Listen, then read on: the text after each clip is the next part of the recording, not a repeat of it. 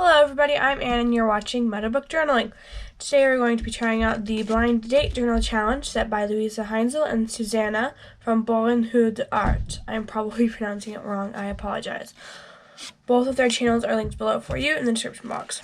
I have a menu here, written by my friend Michelle.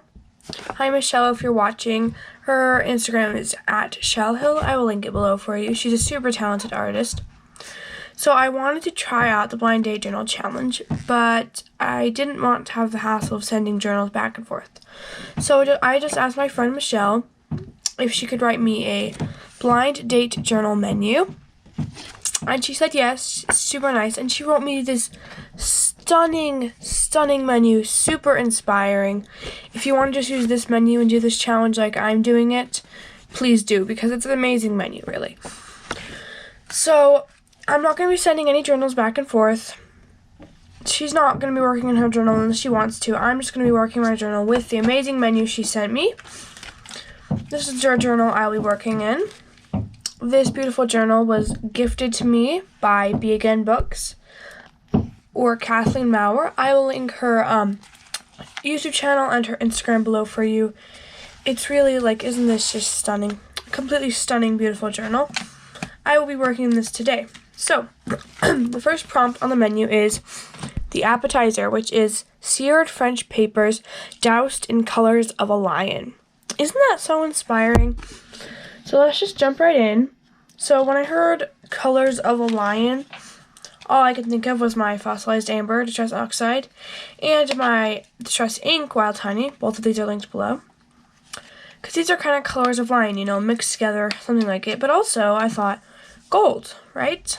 A lot of lions, they're described as golden, and I think gold would be super nice to add. I, of course, have some white acrylic paint, which, yeah, I still need to get a little bit more of this because I'm running out. And then seared French papers. For seared French papers, I don't have any original, vintage French papers. It would be awesome, but I don't. But I looked on the computer and I found this freebie from Artie Mays. I printed it out twice. Once is kind of zoomed in and once is not. This is, if you can see that, it's French. So thank you so much, Artie Mays. I could not find the freebie for you. I will link her Etsy shop down below for you. She's a stunning artist. I'll also link her YouTube for you. So I have these French papers, some colors of lion, and my journal, plus a few stencils I want to work with, surprise, surprise, and some white acrylic paint. So let's just get into it. Okay, so let me see which page I want to work in. I've kind of gone through and added just little bits of paint and stenciling to it to give me kind of a starting point. Let's see which page I want to work in. Okay, I think I'm going to work on this page today. This kind of reminds me of a lion. I think that's kind of why. Maybe I can just start by tearing some of this and making a bit of a collage in the background.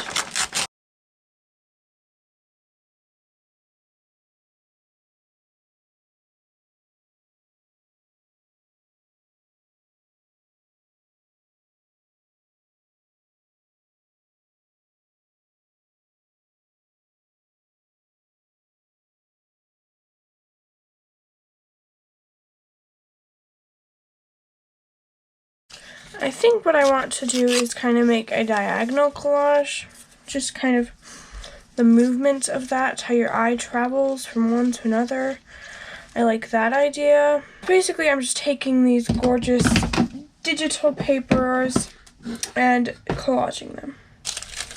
Maybe I can add some of this parchment paper because it's just a lot of fun, right?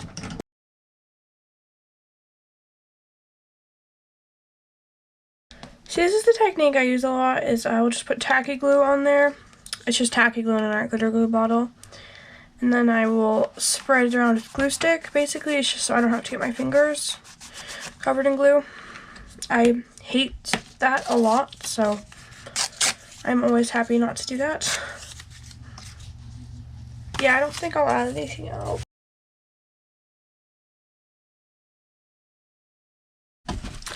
I think I'll just move to the other page and make it a double spread. Yeah, why not? Let's make it a double spread. I have just done that collaging all over there, and I'm liking how it's looking, actually.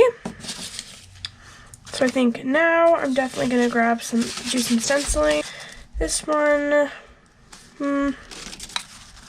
I like this one for today. I think I'll just grab some white acrylic paint. Palette will just be this package, which one of the stencils came in. Sorry, I bumped the camera there a little bit. Okay, I'm just going to dilute it just a little bit, not too much. And then, let's see.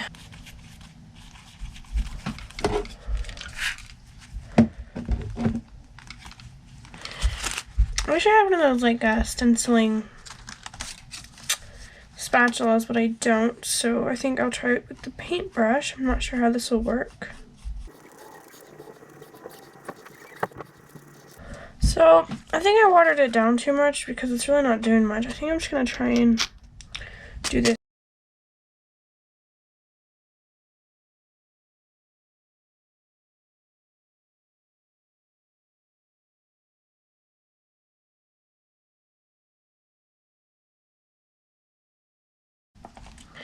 You can kind of see it, I guess. I would like more, thicker paint, I guess. Why don't I just use straight paint?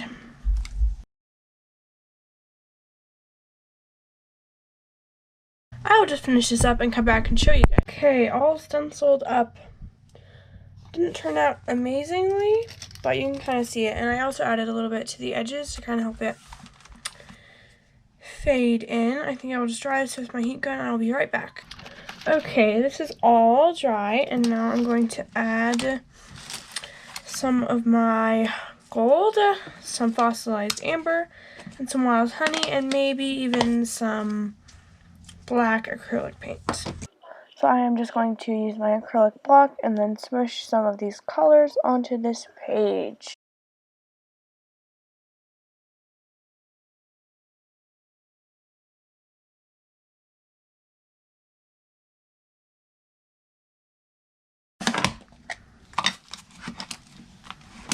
And then some of the fossilized amber distress oxide, which has a very orangey tint to it.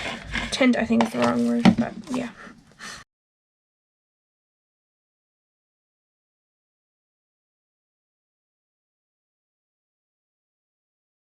Okay, I'm liking this. I think I want to add some coffee and some gold.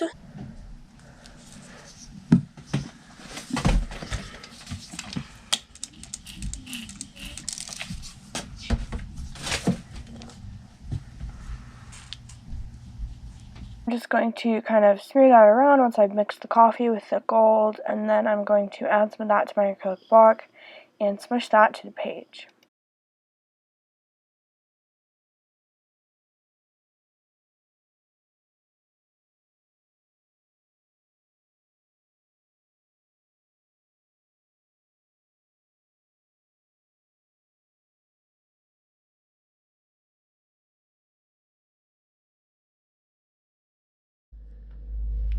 Okay, it is all dry, and oh my goodness, I think this looks so cool. Like, is it just me, or does this just look super cool? I absolutely love it, and I would have never done this. I would have never collaged with this paper. I would probably never even used these two colors in this journal, and I would have never applied them in that way, and look how cool that turned out. Like, thank you so much, Michelle. This was super awesome. Okay, now I'm trying to decide if I want to add a focal point or if I just kind of want to leave it.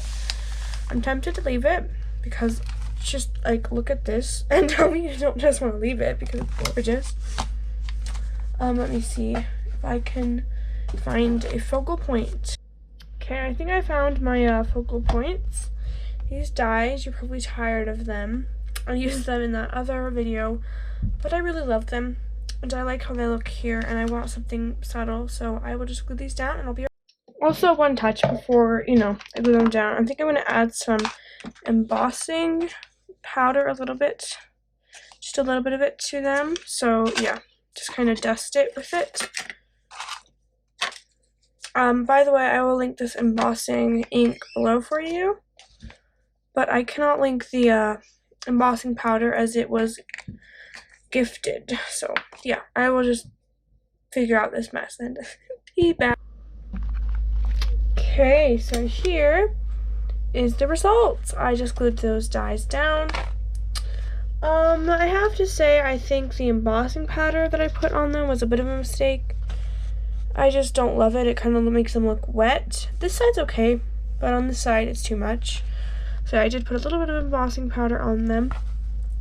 And that's the spread. I really love how it turned out. I'm so glad I did this because I would have just never made anything like this if it weren't for this amazing challenge and this amazing menu. Like, the lady, she even designed this for me. Like, isn't that just awesome of her? So yeah, check out the blind date journal challenge, check out Louisa Heinzel, check out Susanna. I'm sorry, I spelled your name wrong, Susanna. And yeah, this is such a fun challenge, and I hope you will join me for part 2 of this series, where we will be doing the main course, oven roasted paper with hand cut florals. Okay, I will see you in the next video. Bye!